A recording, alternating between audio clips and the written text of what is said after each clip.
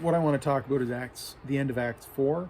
And to do that, I want to start with Acts 2, because this is a theme in Acts that comes up over and over. And it starts off, there's this picture of the early church in Acts 2 where they worship together, they eat together, they work together, and they share all their possessions together.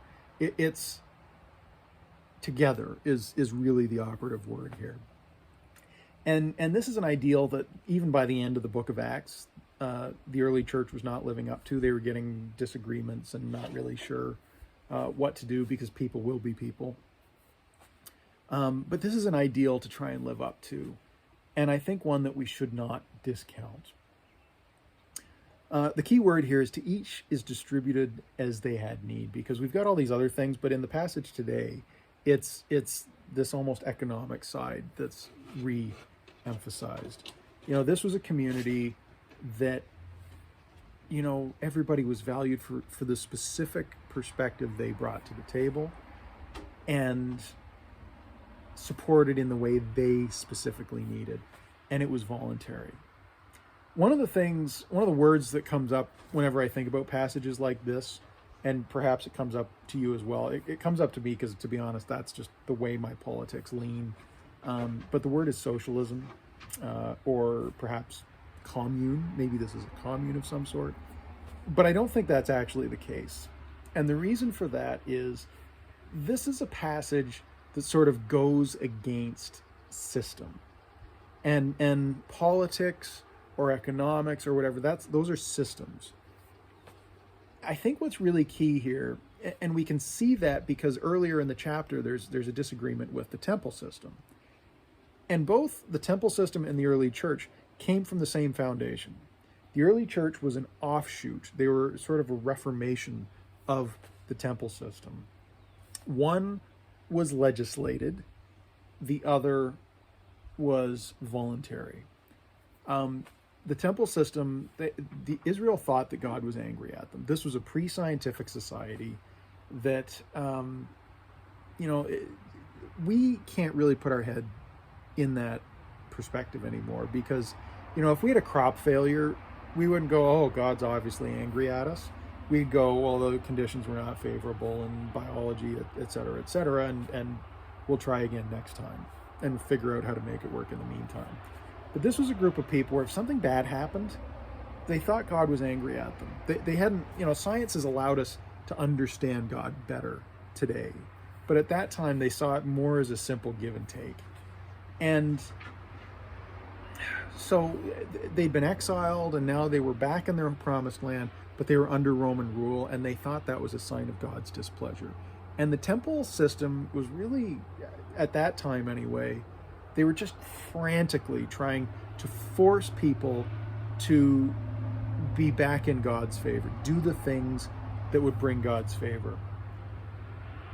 And it was very institutional and very systematic, very top down.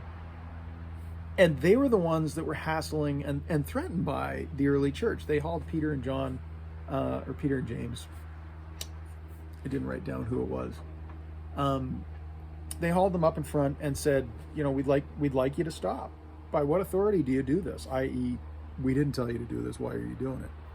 Please stop. And they said no. And that just shows the difference in what was going on. And I think that's why the gospel can exist regardless of whether you're in a dictatorship or a democracy, whether you're in the medieval era or the modern era, socialist, capitalist. It doesn't matter. And I recognize I'm saying that from a place of privilege, and it's much harder to step out in faith and create that community when you're being threatened. But it's possible. And actually, history shows that the church has a far better time creating this community when things are hard. It's places like this, when things are really comfortable, that the church struggles. Anyway, I want you to just imagine what it would be like to be part of that early community. Imagine what it would be like where, if you're not one of those strong people that society naturally looks to lead, what it would be like for this community to say, we want you because of your unique experience. You bring something unique to the table, so you are part of the discussion. Imagine what it would be like to say, I've saved up all this money to do a thing in my life. And this hits home right now because we're fixing the house up, and it's been, we've been saving and waiting for a long time to get here. Imagine what it would be like is after you've scrimped and saved and done all this stuff, and then said, you know what, the community is better with this money. I am going to give my safety net completely to the community because I'm going to trust you to take care of me because you can trust me to take care of you. That's the kind of community that this early church, even if it wasn't, that's what we're striving to. And I think that's just a beautiful vision. That is why I do what I do. That is why I have chosen this line of work. I don't really know how to get there, if I'm being honest. And I think even the early church struggled with this. We take baby steps, but this is the vision that I think is just incredibly important. And this is why I'm in this line of work. The thing is, that takes an immense amount of strength, and it's an amount of strength that regular people like me and you and we usually don't have. How hard is it? And I just spoke to this. How hard is it to step out of the usual circle and say, I'm going to form this gospel community, and we're going to live differently. And I think there's even today in Canada there's even more difficulty on top of that, because as Christians, maybe not specifically now, but in recent history, very recent history, we have been the authority. So there's like an extra layer of complexity on that. How do we be the alternative community when we have been power? But that's for another day. I think it's complicated, and I think it's, this is the Sunday after Easter. It's the resurrection that makes that possible. I know people struggle with whether it actually happened. I don't think the conversation is about whether it happened. I think the conversation is about the hope that the story gives us. Because, if there was no resurrection, it takes an awful lot of strength to be able to say, I'm going to go start this gospel community. I'm going to go live completely differently, regardless of whether people like Rome or the temple system or whatever threaten me. Because let's be honest, these people in the early church, they were being threatened with death. Early on, it was the temple system, and the temple kind of gave up eventually. They realized they couldn't win that fight. But when the temple gave up, it was Rome, because by that point, the Christian movement was getting strong enough, and they were doing their own thing. They weren't necessarily listening to Rome, and Rome was very threatened by that, and Rome started persecuting them. These were people dying by the thousands. And it takes an immense amount of strength to be able to say, I'm going to go do this different thing when, what I know might be working well enough. And it's the resurrection that allows us to do that, because, if there's more to life than death, then it means that people can't threaten you with death. It means that you are now free to go live this way that the rest of the population's not doing, and to be voluntary about it. Again, if it's forced, like in the temple system, it's not a gift anymore.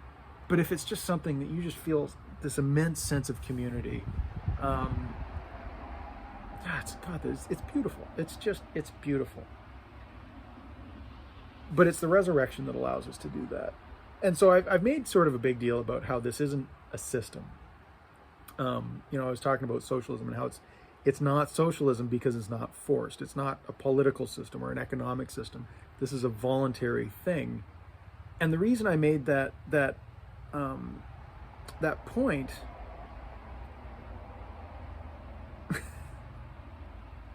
I forgot why I made that point. The reason I made that point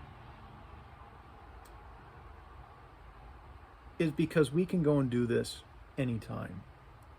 You know, if we're sort of really believing in this system, if we need the conditions to be right, we will never do it. You know, if we need a democracy, if we need a stable economic time, if we need, I don't know, whatever.